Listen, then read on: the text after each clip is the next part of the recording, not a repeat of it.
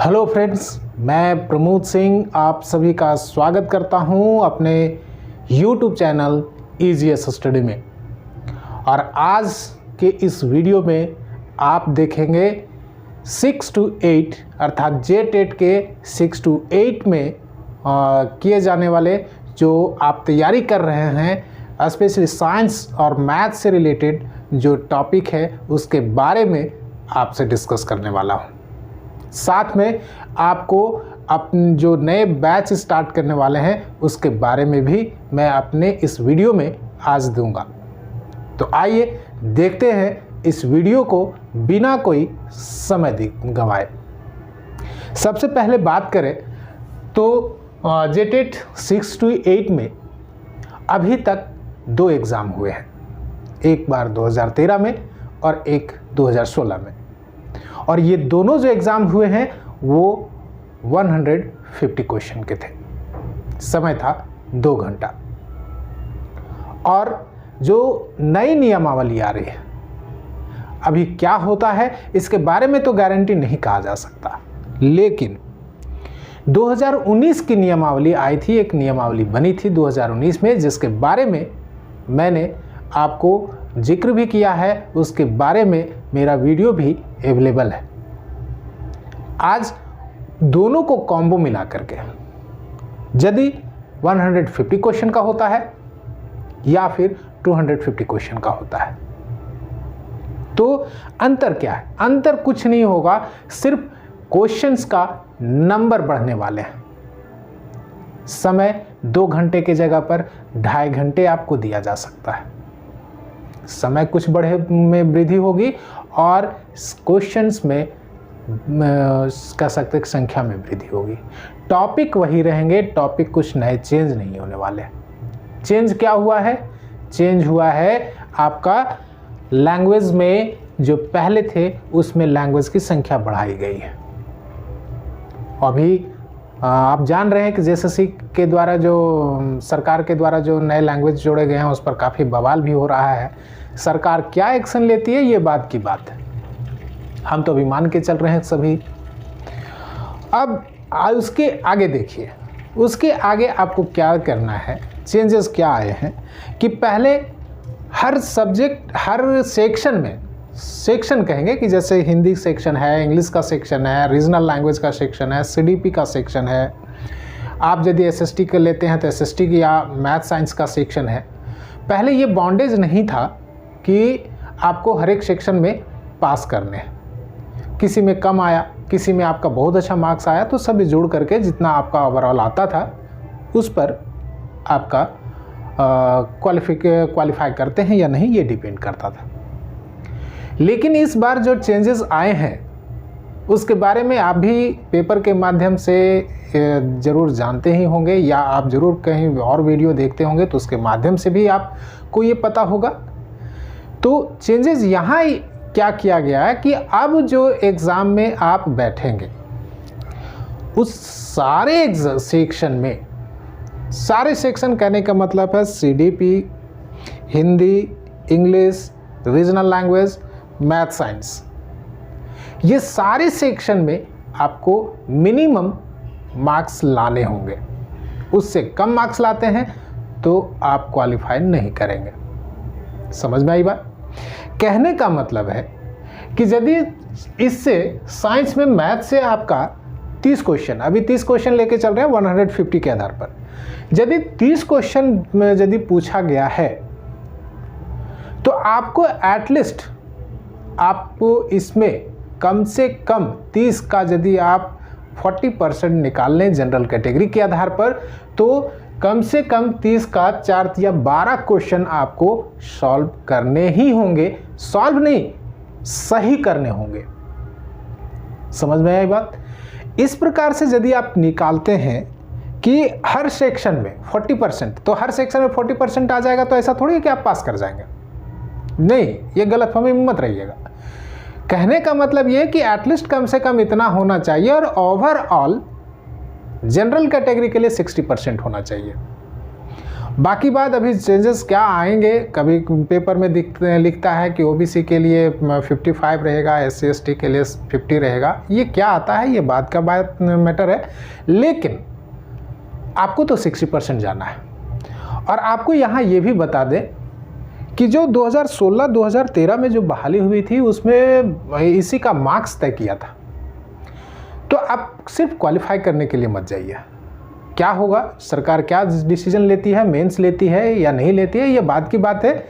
यदि लेगी तो क्वालिफाई करना है सिर्फ, और नहीं लेगी इसी के बेस पर यदि करती है, इसके मेरिट ने, इसके पॉइंट के, इसके अंक के बेसिस पर करती है, तो अब तो आपको मैक्सिमम मार्क्स लाने हैं। इसलिए आपको ध्यान देना। देखिए, स्ट्रैटेजी जो भी बनाई जाती है वो आप मान के चलिए कि आप युद्ध में जा रहे हैं, तो युद्ध में जा रहे हैं तो बस सिर्फ अपना अस्त्र शस्त्र देखेंगे या फिर जो जिसके साथ आपकी लड़ाई हो रही है उसके भी जो कमजोरी है और स्ट्रांगनेस है उसको भी ध्यान देंगे। अच्छा योद्धा वही होता है जो ओपोनेंट का, जो आपके ऑपोजिट साइड में है, उसके वीकनेस, उसके स्ट्रांगनेस को जानिए और उसके आधार पर अपने आप को तैयार कीजिए। जीत तभी होती है। परीक्षा भी क्रैक करना एक स्ट्रैटेजी है। बहुत ज़्यादा पढ़ने वाले पास कर जाएंगे ये गारंटी नहीं है, लेकिन कम पढ़ने वाले अच्छे तरीके से यदि स्ट्रैटेजी से पढ़ते हैं तो उनका रिजल्ट आ जाता है। ये आप अगल बगल में देख लेते होंगे। रीज़न क्या है? वो स्ट्रैटेजी। आपको वही स्ट्रैटेजी अपनानी है। और वो स्ट्रैटेजी कैसे आएगी? आप हर सेक्शन को देखिए और हर सेक्शन में देखिए कि हो सकता है कि आपका सीडीपी वीक हो, तो और सेक्शन आपका है। सीडीपी में आपको जाना है कितना, कम से कम आप जाइए 60% उसका सॉल्व करने। बस बढ़िया सॉल्व करने का मतलब है कि आपको कह रहे हैं कि सही करना, 60% जाइए। बाकी बाद में आप 80-90% के एक्यूरेसी के लिए जाइए। इससे क्या होगा? आपका मार्क्स बढ़ेगा। समझ में आ रही बात? अब सर कि आप तो बता रहे थे कि इसमें साइंस का, देखिए कहने की चीज़ें बहुत सारी चीज़ें हैं, लेकिन जो फैक्ट है उसके बारे में ही मैं बताऊंगा। और यहाँ मैं आपको पहले बता दूं कि जो भी मैं टॉपिक आपको बता रहा हूँ कि ये मैथ्स में ये पढ़ना है, साइंस में ये पढ़ना है, बस आप इसी में बॉन्डेज में मत रह जाना। इसी के बॉन्डेज में रह जाओगे भाई तो मे भी आपको प्रॉब्लम होगा। अब कहेंगे सर आप बता भी रहे हैं और कह रहे हैं कि प्रॉब्लम भी होगा। मेरा कहने का मतलब ये है कि मैं जो टॉपिक बता रहा हूं उसमें आपको 100% मेहनत करनी है। उसमें कहीं भी किंतु परंतु नहीं होना चाहिए। इस टॉपिक में जो मैं आपको बता रहा हूं कि इस टॉपिक को आपको कंप्लीट करना है, तो हर हाल में इसको कंप्लीट करना है। और जिस टॉपिक के बारे में मैं नहीं बता रहा हूं और आप उसको तैयारी कीजिए, लेकिन उसके चीज़ों को हल्के फुल्के में ध्यान रखिए कि यदि आ जाता है तो आप ऐसा नहीं हो कि आप छोड़ करके निकल जाए। ठीक है, कम से कम अटेम्प्ट तो होना चाहिए, एक आइडिया तो आना चाहिए कि इसका यदि हम सॉल्यूशन करेंगे तो इतना आंसर आएगा। ठीक है, चलिए बात करते हैं इसमें। तो जैसा कि आपको बताया कि 150 क्वेश्चन थे, तो 150 क्वेश्चन जब थे 6 to 8 का 2016 में और 2013 में, तो उसमें मैथ से 30 प्रश्न थे और साइंस से भी 30 प्रश्न थे। ये ध्यान रखिएगा, जो साइंस के लिए जाएंगे उनको मैथ्स का भी सॉल्व करना होगा, साइंस का भी सॉल्व। मैथ से 30 क्वेश्चन रहेंगे और इससे साइंस से 30 क्वेश्चन। किसके अनुसार? 2016 के अनुसार से। लेकिन जो नई नियमावली है उसके अनुसार से संख्या यहाँ जस्ट डबल है। मैथ से आपको 60 क्वेश्चन पूछे जाएंगे, जबकि साइंस से भी 60 क्वेश्चन, टोटल मिलाकर के 120 क्वेश्चन होंगे। देखिए अब यहाँ सर कि मैथ में पढ़ना क्या है, देखिए इस चीज़ को जो मैं यहाँ बता रहा हूँ कहीं आप कॉपी में नोट कर लीजिए, या आप तैयारी कर रहे हैं तो उस चैप्टर को, मैथ का बुक है आपके पास तो उस मैथ का बुक में टिक कीजिए कि इस पर हमको विशेष फोकस करना है। क्या है? संख्या यानी नंबर्स। नंबर्स का क्वेश्चन को बढ़िया से रटें, बढ़िया से समझें, बढ़िया प्रैक्टिस कीजिए। और मैं आपको सजेस्ट कर रहा हूं कि 8 क्लास की बुक्स में और शायद 7 क्लास की बुक में नंबर से जुड़े हुए क्वेश्चन बहुत अच्छे तरीके से दिए हुए हैं। आप उसको ज़रूर सॉल्व कीजिए। उसके बाद आइए RS अग्रवाल का या जो भी क्वेश्चन है चैप्टर, जो भी किताब आप फॉलो कर रहे हैं RS अग्रवाल का या राकेश यादव का, किसी का भी, उसमें तब आए, ठीक है, उसको सॉल्व कीजिए संख्या का। उसके बाद बीजगणित। अब संख्या में एक चीज़ और आपको बता दें, कम से कम बेसिक चीज़ों को ज़रूर ध्यान रखिएगा, जैसे कि सम संख्या क्या है, विषम संख्या क्या है, अभाज्य संख्या क्या है, भाज्य संख्या क्या है, प्राकृतिक संख्या क्या है, उसके बाद फिर कंपोजिट नंबर जिसको बोलते हैं वो क्या है, प्राइम नंबर बोलते हैं, यानी कि प्राइम नंबर कहने का मतलब है कि अभाज्य संख्या बता दी आपको। तो इन सारी चीज़ों को ज़रूर याद रखिए। जैसे क्वेश्चन पूछता है कि प्रथम 10 पूर्णांकों का योगफल ज्ञात कीजिए, प्रथम 10 सम संख्याओं का योगफल ज्ञात कीजिए, प्रथम 10 विषम संख्याओं का योगफल ज्ञात कीजिए। इस तरह का जो क्वेश्चन होता है वो जनरली पूछे जाते हैं, आपको उस तरीके से सॉल्व करना है, ठीक है, उस तरीके से एकदम समझिए कि आपको तैयार रहना है, ठीक है, कि हमको इस तरह का क्वेश्चन आएगा तो हमको मुश्किल से, देखिए भाई आपके 30 क्वेश्चन यहाँ पूछे जाते हैं, तो 30 क्वेश्चन में आप समझ लीजिए 20 से 22 क्वेश्चन होंगे आपको नॉर्मली मैथ से, बाकी बात मैथ टीचिंग से होंगे। तो इसमें 20 से 22 क्वेश्चन ऐसा नहीं है कि आपसे नहीं बनने वाला, आप अभी बैठोगे बनाने के लिए तो आप अभी बना दोगे, यदि आप मैथ आप कभी पढ़े हैं तो। ऐसा नहीं कि नहीं बनेगा, सब क्वेश्चन बनेगा, लेकिन टाइम टेकिंग होगा। आपसे जो क्वेश्चन बनने चाहिए आधे मिनट में, वो आपसे अभी 5 मिनट में बनेगा।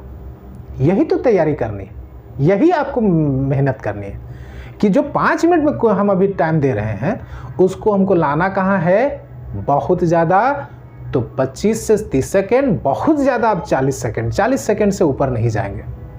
क्यों, आपको बता देता हूँ कि सर ये जनरली डिस्कस नहीं करते हैं, लगभग यूट्यूबर्स यूट्यूब का जो वीडियो डालते हैं इस पर डिस्कस नहीं करते हैं। रीज़न ये बताया गया है, लगभग जो होते हैं पेड वीडियो जो बनाते हैं, पेड क्लासेस देते हैं, उसमें बताते हैं।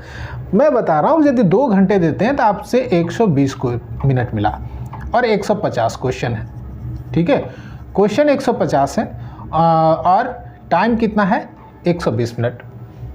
120 मिनट में लगभग 15 से 20 मिनट आप निकाल लीजिए, चूँकि ऑफलाइन एग्ज़ाम होते हैं इसका, और मे भी इस बार भी जो होगा वो ऑफलाइन ही होगा, ऑनलाइन का उम्मीद कम है, ना के बराबर समझिए। तो ऑफलाइन होता है तो ऑफलाइन में आपको 15 से 20 मिनट तो आप मान करके चलिए, इसमें 20 मिनट लेस कर दिए, किसमें, कलर करने में। आप कलर करने में 20 मिनट लेस कीजिए, आपके पास बच कितना गया, 100 मिनट। 100 मिनट में कितने क्वेश्चन बनाने, 150 लगभग आप मान के चलिए, तो आपके पास समय कितना है एक क्वेश्चन के लिए, एक क्वेश्चन के लिए समय कितना मिला आप देख लीजिए, समय मिलता है 40 सेकंड, 35 सेकंड, ठीक है। अब इसीलिए आपको कह रहे हैं कि आप टाइम को मैनेज करना सीखिए। टाइम को नहीं मैनेज करेंगे तो यहां मार करेंगे, ये सब का सारे क्वेश्चनों में मार करेंगे, और यदि संख्या बढ़ता है क्वेश्चन का, 60 क्वेश्चन पूछा जाता है, तो आप निश्चिंत मानिए कि ये डिसाइडर होगा, आप कितने मार्क्स लाओगे ये डिसाइड करेगा, ठीक है। चलिए आगे देखते हैं। बीजगणित आपको पढ़ना है, ज्यामिति पढ़ना है, ज्योमेट्री सेक्शन, क्षेत्रमिति पढ़िए, अनुपात समानुपात पढ़िए, SI यानी कि सिंपल इंटरेस्ट, साधारण ब्याज, CI यानी कि कंपाउंड इंटरेस्ट, कहने का मतलब है इसका हिंदी में बोले तो चक्रवृद्धि ब्याज। उसके बाद परसेंटेज को पढ़िए यानी प्रतिशतता को पढ़िए। उसके बाद प्रॉफिट एंड लॉस पढ़िए, ठीक है, प्रॉफिट एंड लॉस को भी पढ़िए। साथ में यदि आप ऐड करना चाहें इसमें तो आप इसमें डिस्काउंट को ऐड कर सकते हैं, डिस्काउंट को पढ़िए, ठीक है। और मैं आपको एक कहूँगा कि टैक्सेशन पर ज़रूर ज़्यादा ध्यान दीजिएगा। जो टैक्स वाला क्वेश्चन है, पहले शायद 10th में था JCRT में, अब नहीं है, लेकिन टैक्सेशन जो है कर से संबंधित जो है, कर संबंधी प्रश्न, देखिए ये नहीं है, आपको जनरली मैं बता रहा हूँ कि ऐसा नहीं है कि ये पढ़ना ही पढ़ना है, लेकिन यदि आपके पास समय है तो कर संबंधी जो प्रश्न हैं कैसे सॉल्व किए जाते हैं इसको ध्यान में रखिएगा, ठीक है।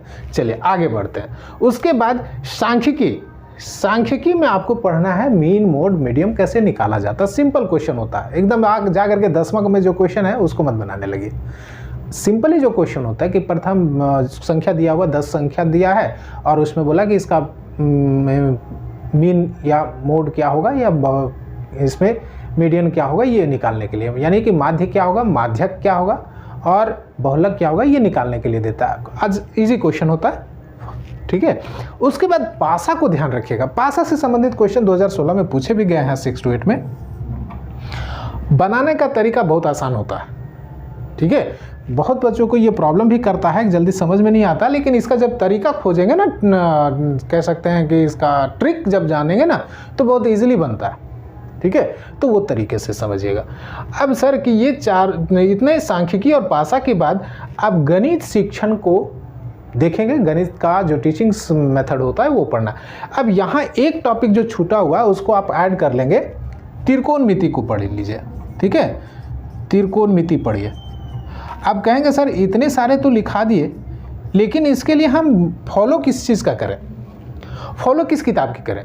तो फॉलो करना है शुरुआत, बेस के लिए आप फॉलो कीजिए।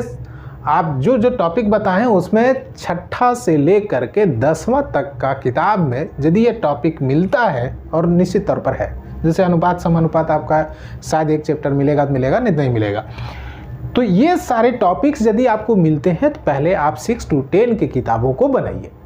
और जब वहाँ आप बना लेते हैं तो आप जो कंपटीशन के लिए बुक्स है, चाहे वो किसी भी पब्लिकेशन हो का हो, किसी भी राइटर का हो, आप उसको पढ़िए, अब उसको बनाइए, ठीक है। यहाँ मैं किसी का नाम नहीं बता सकता आपको, क्योंकि मैं प्रमोशन क्यों करूँ भाई। RS अग्रवाल का पढ़ना है आप RS अग्रवाल का पढ़ो, दिनेश यादव का पढ़ना है दिनेश यादव का पढ़ो, M टायरा का पढ़ना है M टायरा का पढ़ो, किसी का भी, ठीक है। या एक और है मोटी सी किताब है सुमित्रा प्रकाशन का, उसका जिसका भी पढ़ना है आप किसी का भी पढ़ सकते हो, ठीक है। समझ में आई बात? सब ठीक ठाक है, ऐसा नहीं है। हाँ, आप कहेंगे कि सर पूरा का पूरा किसी किसी बुक में तो एक टॉपिक संख्या से संबंधित तो कम से कम 250-300 क्वेश्चन दिए हुआ, तो हमको 250-300 क्वेश्चन बनाने? नहीं भाई, फर्स्ट 50 क्वेश्चन आप बनाइए, ठीक है। इतना भी टफ नहीं जाता है, जितना टफ जाता है उसके लिए पहला 50 क्वेश्चन बहुत है, ठीक है। पहला यदि 150 क्वेश्चन है तो पहला 50, यदि 100 क्वेश्चन है तो पहला 30, यदि 85 क्वेश्चन है तो पहले 25 क्वेश्चन, पहले 20 क्वेश्चन बनाइए, ठीक है। ये आप पर छोड़ रहे हैं। अरे भाई आप भी टीचर्स की तैयारी कर रहे हो, इतना तो चलिए, ठीक है। अब देखते हैं कि सर इसके बाद साइंस में आते हैं। अब साइंस का सेक्शन में मैंने यहाँ जो बांटा है वो आपको भी समझ में आ रहा होगा कि सर फिजिक्स का PHY फिजिक्स की है, केमिस्ट्री की है, बायो की है। अब यहाँ से भी 30 प्रश्न की जगह पर 2016 में 30 प्रश्न पूछे गए थे, ठीक है। अब 2022 में क्या होगा, संख्या हो सकता है बढ़ेगा, जो उम्मीद है इस बार संख्या बढ़ाए जाने की उम्मीद है, और स्टैंडर्ड भी कुछ बढ़ेगा पहले से, इसीलिए तैयार होकर के जाना है। तो 30 के जगह पर कितने क्वेश्चन होंगे? 60 क्वेश्चन होंगे, ठीक है। इसके बारे में डिस्कस कर चुके हैं। चलिए आते हैं फिजिक्स, केमिस्ट्री और बायो से। तो फिजिक्स, केमिस्ट्री, बायो, अब यहाँ हम 4 ही बनाए, एक और 5वां हमको बनाना चाहिए था, वो था साइंस टीचिंग से संबंधित, ठीक है। 5वां सेक्शन साइंस टीचिंग, यानी कि 60 क्वेश्चन यदि आपसे पूछता है तो आप इतना समझ लो कि 45 से 50 क्वेश्चन आपका साइंस से नॉर्मली होगा, नॉर्मल साइंस से, और बाकी बात जो होंगे 10 से 15 क्वेश्चन ऐसे होंगे जो कि साइंस के मेथड से होंगे कि साइंस कैसे पढ़ाया जाता है, उसके लिए कौन से तरीके होते हैं, वो तरीकों से जुड़ा हुआ क्वेश्चन आपसे पूछा जाएगा, ठीक है। अब इसमें देख लेते हैं तो फिजिक्स, केमिस्ट्री और बायो में आपको पढ़ना क्या है। तो देखो भाई, पूरा का पूरा साइंस आप उठा करके मत पढ़ने लगो। जो आप पढ़ते हो नॉर्मली उसको पढ़ना नहीं है, उसको उतना जाना नहीं है। आपको क्या करना है कि 6 से 10 की किताबों को पहले उठाइए, और 6 से 10 की किताबों में जो टॉपिक्स शामिल हैं, ठीक है, जो टॉपिक्स शामिल हैं पहले उन टॉपिक्स को आप पढ़िए। जैसे फिजिक्स में देखिएगा कौन सा टॉपिक शामिल है, ठीक है। फिजिक्स में कौन सा टॉपिक शामिल है उस टॉपिक्स को पहले आप पढ़िए, बिना उसको पढ़े हुए, बिना उसको जाने। और इससे क्या होगा कि एक तो आपको बता रहे कि NCERT कंप्लीट भी होगा, और सब कंपटीशन का NCERT बेस है। सब लोग ऐसे ही नहीं बोलते, क्योंकि NCERT की चीज़ों को बोर्ड मानता है, ठीक है। तो यदि आप उसको पढ़ते हैं तो ये आपके लिए बेनिफिशियल भी होगा। इसीलिए मैंने यहाँ लिखा है 6 to 10 सिलेबस टॉपिक्स, जितने भी 6 to 10 में, चाहे वो फिजिक्स का हो, केमिस्ट्री का हो, बायो का हो, वो जितने भी टॉपिक्स दिए हुए हैं सभी टॉपिक्स को आप पढ़िए। ठीक है, अब आते हैं नेक्स्ट कि सर एक और आप टॉपिक बनाए हुए हैं, वो है new scientific research and technology से संबंधित। ठीक है, न्यू रिसर्च, ठीक है, न्यू रिसर्च से संबंधित। न्यू रिसर्च क्या होते हैं वैज्ञानिक जगत में, उसके बारे में आपको ध्यान रखना है। क्वेश्चन होंगे लगभग 4 से 5 क्वेश्चन उससे आएंगे, निश्चिंत रहिए, क्योंकि जब स्टैंडर्ड बढ़ने वाला है तो स्टैंडर्ड ज़रा ऊपर जाएगा जो पिछले एग्ज़ाम्स हुए हैं उनसे। तो आपसे अपेक्षा भी की जाती है कि एक शिक्षक क्या होता है कि शिक्षक पुराने चीज़ों को ध्यान में रख अपने साथ में रखता है, लेकिन वर्तमान के को भी आत्मसात करता है। आप वर्तमान की चीज़ों से भी जुड़ना है आपको, तो वर्तमान की चीज़ों से जुड़ करके तो ध्यान में रखना है कि न्यू साइंटिफिक रिसर्च क्या आ रहे हैं, कौन सी टेक्नोलॉजी नई आई हुई है। जैसे अभी एक चीज़ बताते हैं, जैसे अभी कोरोना का टाइम हुआ, कोरोना के टाइम में आदमी क्या फेस किया, उसके लिए खास करके कौन कौन से चीज़ें, जैसे अभी पूछा जाएगा कि वैक्सीन में इनमें से कौन कोरोना का वैक्सीन नहीं है, 3 ऑप्शन देगा, चौथा ऑप्शन आपका गलत होगा, तो उसमें आपको अवेयर रहना होगा। समझ में आ रही बात? क्योंकि हम मेरा कहने का मतलब को आप समझिएगा, आपको खुद उसके बारे में समझ में आ जाएगा। और साथ में यदि सर इसके लिए क्या कर सकते हैं, तो इसके लिए कोई भी एक मैगजीन को निकालिए और उसमें पूरा का पूरा करंट इवेंट्स नहीं पढ़ना आपको। देखिएगा कि साइंस से जुड़ा हुआ चीज़ को आप, वैज्ञानिक की उपलब्धि दिया जाता है, उसमें रहता है, एक सेक्शन रहता है किसी भी मैगजीन में, उस मैगजीन को आप पढ़िए। ठीक है, इतने सारी चीज़ आप कीजिए, साइंस में आपको कहीं प्रॉब्लम नहीं होगी। और यदि आपको कहीं प्रॉब्लम होती है, मैं आप लोगों से इस वीडियो में के माध्यम से ये भी कहना चाहूँगा कि यदि आपको इन सारी चीज़ों में किसी भी टॉपिक पर आपको कन्फ्यूजन हो, जैसे सर कि फिजिक्स में हमको कुछ प्रॉब्लम हो रहा है, एक टॉपिक्स नहीं समझ में आ रही, ध्यान रखिएगा जेटेट का, ये नहीं भाई आप यूपीएससी का मत पूछिएगा। ठीक है, कहने का जो हम आपको पढ़ा रहे हैं उससे संबंधित, नहीं तो इतने सारे हैं कि मैं क्या, अच्छे जीएस अथाह होता है, समुद्र होता है। ठीक है, और उस समुद्र में हम लोग की जानकारी 0.1% भी हो जाए तो बहुत है। चलिए आगे बढ़ते हैं और अब आपको बताते हैं कि आपको मेरे तरफ से क्या मिलेगा। नेक्स्ट अनाउंसमेंट मैं आपको दे रहा हूं कि हमारे चैनल के थ्रू आपको क्लासेस दिए जा रहे हैं, साइंस का भी और आर्ट्स का भी, यानी कि एसएसटी का भी, और वो दोनों पेड ग्रुप होगा, यानी कि आपको पे करना होगा, जिसके बारे में मैं इन्फॉर्मेशन, जैसे आप यदि कुछ इंक्वायरी चाहते हैं तो इंक्वायरी के लिए व्हाट्सएप कर सकते हैं। नीचे आपका मेरा नंबर मिल जाएगा, उस नंबर पर आप व्हाट्सएप कर सकते हैं। कॉल ना करें, क्योंकि कॉल रिसीव करना बड़ा मुश्किल होता है। आप व्हाट्सएप कर दीजिए, व्हाट्सएप कीजिएगा, अपना नाम लिख करके व्हाट्सएप कर दीजिए, मैं आपको उसके बारे में बता दूंगा। ठीक है, अब आगे से क्लास, चूँकि 6 to 8 का क्लास, अभी तक जेटेट का क्लास मैं ले रहा था, एक बैच मेरा चल रहा है, अब एक नया बैच शुरू करना है, तो उसके लिए मैं आप लोगों को ये सोचा कि ये इन्फॉर्मेशन दे दूँ। दोनों बैच 6 to 8 के कंटिन्यू होंगे, यानी कि साइंस का भी और एसएसटी का भी। आप चाहे तो उसमें जुड़ सकते हैं। यदि आपको लगता है कि मैं आपको अच्छे से गाइड कर सकता हूँ तो निश्चित तौर पर आप जुड़ सकते हैं। साथ में एक मैं यहाँ बता दूँ कि लैंग्वेज के लिए अभी ज़रा कुछ प्रॉब्लम चल रहा है। लैंग्वेज के लिए कर सकते हैं कि मटेरियल्स अवेलेबल नहीं हो पा रहे।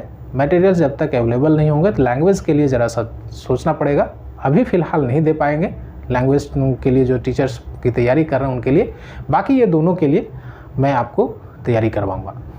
चलिए आज के लिए बस इतना ही।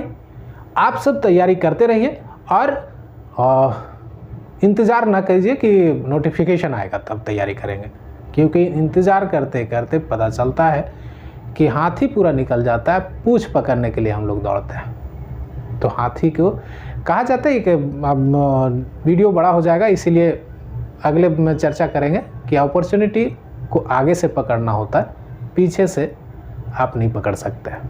मिलते हैं अगले वीडियो में। आप सभी का धन्यवाद। Thank you for watching.